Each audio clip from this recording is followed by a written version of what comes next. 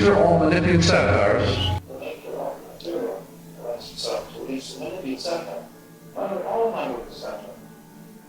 Menippean satire means just using the everyday word as a satire on itself. Weed in the river of mine. That's what Menippean satire means. Fry uses the term. Canadian film board movie, Nori Fry. film board stills, Nori Fry, the architect collection. a Frenchman, and an Englishman. Photo exhibit at Expo 67.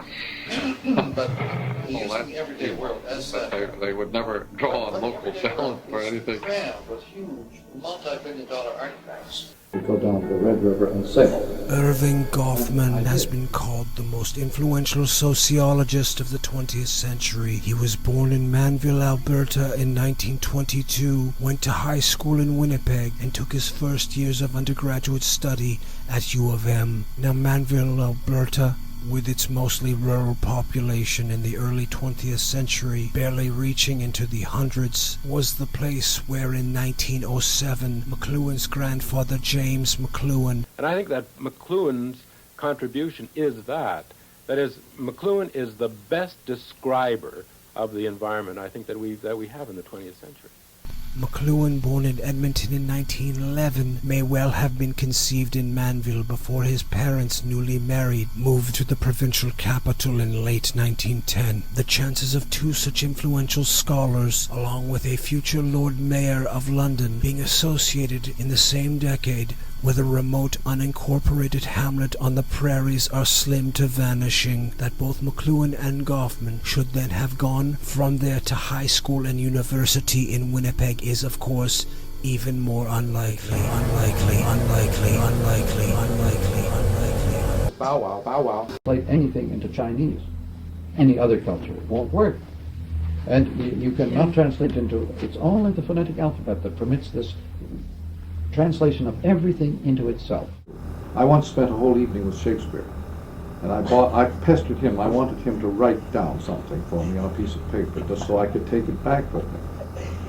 And I've had dreams like that have stick in my mind. Yeah, that's... I couldn't persuade him that it would be very important if he could write something down for me. Because, you know, we only have, I think, in his own handwriting, I think there are only 2 signatures of Shakespeare's. Oh, really? That's all. And there's no writing at all. No phrases, no sentences. Just 2 signatures. But why would it be important to you? Oh, well, for the scholars who are like who are checking all sorts of textual problems, if they had a bit of his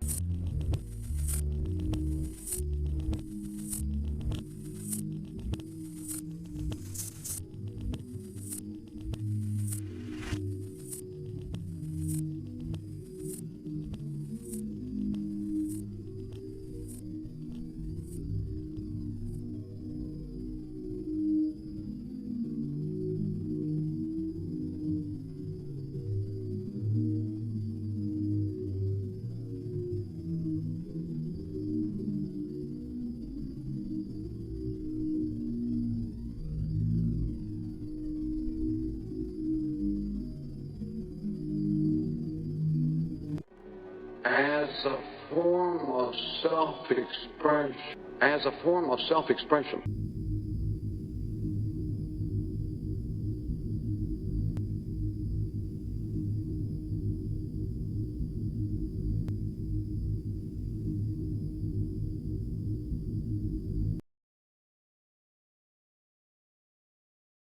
Self-portraiture. Self-portraiture was a very special response to the printed word.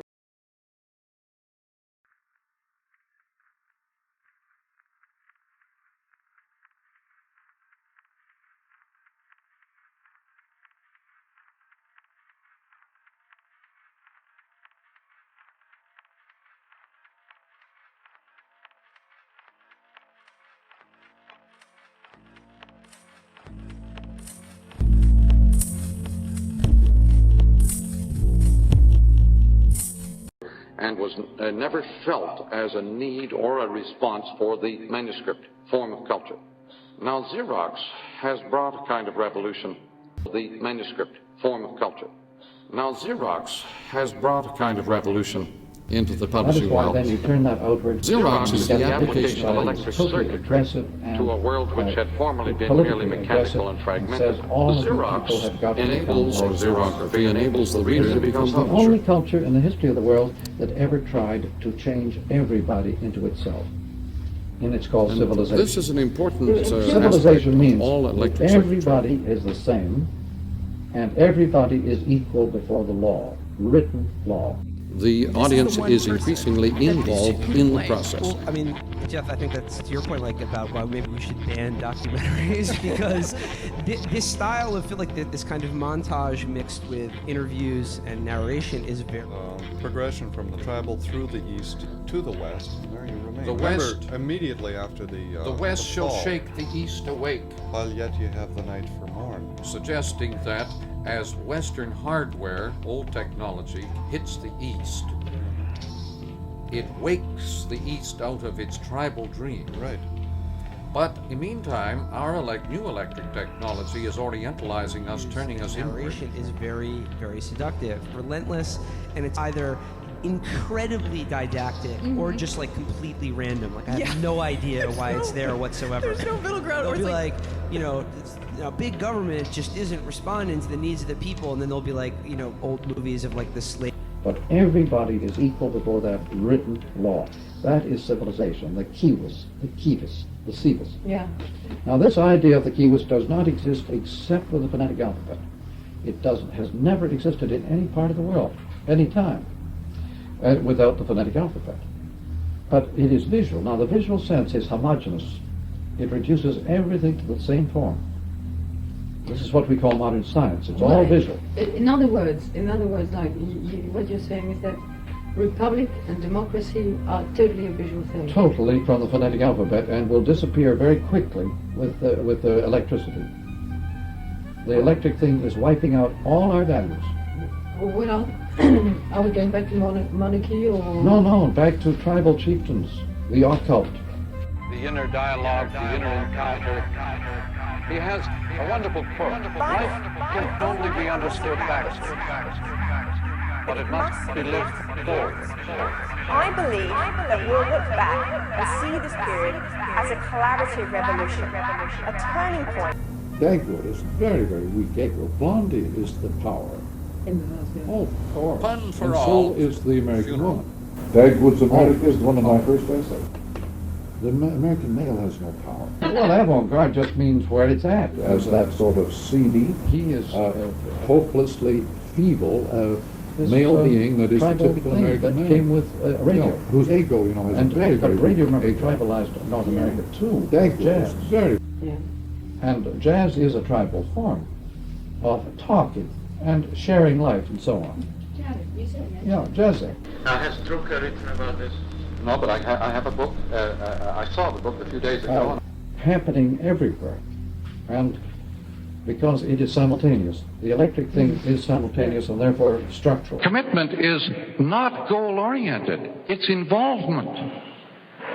You don't ask a man in swimming, what's your point of view with regard to swimming?